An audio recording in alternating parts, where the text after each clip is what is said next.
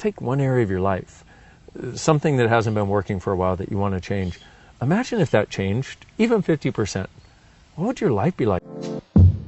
When I did my first foundation class, it's like, and I did it with this wonderful facilitator, and she started asking me these questions about what I saw as the biggest roadblocks in my life at the time.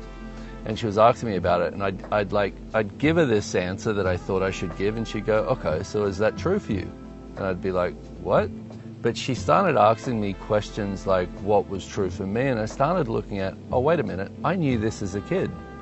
And the further we got through the class, the further I started to see that I actually knew all of this stuff, but I had somebody there who had my back and was willing to just go, come on, we can get through this. Yeah, we can do this thing together. Yeah, and that I will forever be grateful for. You know, I had a 12-year-old in one of my foundation classes once, and we had this break, and she at the break, she said to me, you know what, you're not talking about anything that I don't already know.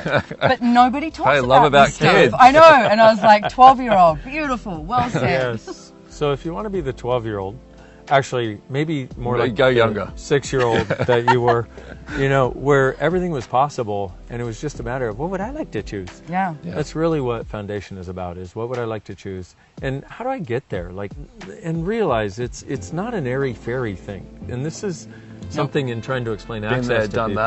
that. Yeah, in other things. Yes, we all have been there and done a lot of airy-fairy things where it's like, oh, just think nice thoughts and it'll change, but it never does. But access is really practical and pragmatic.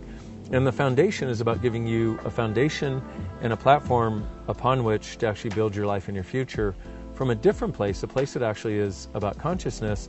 And consciousness is where everything and everyone exists and nothing and no one is judged. Could you imagine what it would be like to never have to judge you again? Yeah.